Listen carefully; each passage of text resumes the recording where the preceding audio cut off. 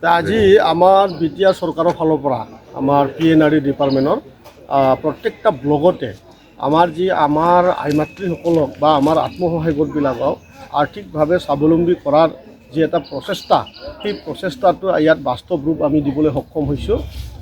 ইয়াত আমি মহিলা গোটবিলাকক আমি rice mill, mini rice mill, য'ত মানে তেখেতসকলে নিজৰ ঘৰতে এই আত্মসহায়ক গোটৰ এটা কোনোবা ব্যক্তিৰ ঘৰতে তেখেতসকলে যাতে মানে গাঁৱৰ যিখিনি প্ৰডাকশ্যন হয়, হালধিৰ পৰা আদি কৰি হালধি, আদা বা আটা, তেনেকুৱা যিখিনি আমাৰ মানে খেতি আছে, সেই খেতিবিলাকক তেখেতসকলে গুড়া কৰি পেলাই তাৰ পৰা কিছু পইচা ৰাহি কৰিব পাৰিব। ইয়াৰ দ্বাৰা আত্মসহায়ক গোটে বহুখিনি স্বাৱলম্বী কৰিব পাৰিব বুলি এটা প্ৰচেষ্টা আছিলে।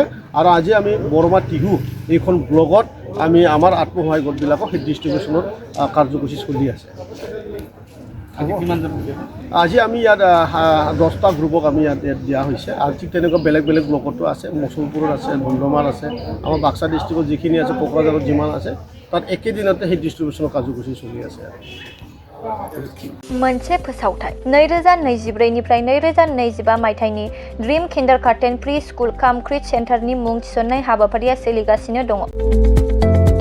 क'क्राझार सहरनि साखाथियाव थानाय एबा देबोरगाव बड'लेण्ड मुलुगसोलोंसालिजों नांजाबनाय गियानपुरियाव गोदानै ड्रीम किन्डारगार्टेन प्रि स्कुल काम क्रिट सेन्टार बेखेवदों। जायफोर बिमा बिफाफोरा सानसे थोलो गाव गावनि उन्दै गथ'फोरखौ नोजोर खालामस्लाबनो हाया एबा साख्रि बाख्रिफोराव बेस्थ' जानानै थायो, बैसोर बिमा बिफाफोरा गावनि उन्दै गथ'फोरखौ गियान होनायजों लोगोसे 2 बोसोरनिफ्राय 5 बोसोरनि गथ'फोरखौ बे ड्रीम किन्डारगार्टेन प्रि स्कुल काम क्रिट सेन्टाराव सोलोंथाइ होनो हागोन।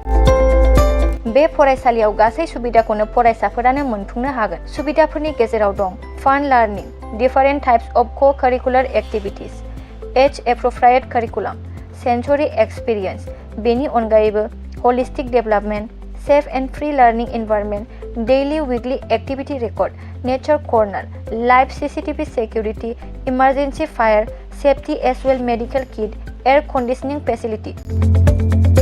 बेफोर सुबिदाफोरखौ गासै फरायसाफोरानो मोननो हागोन।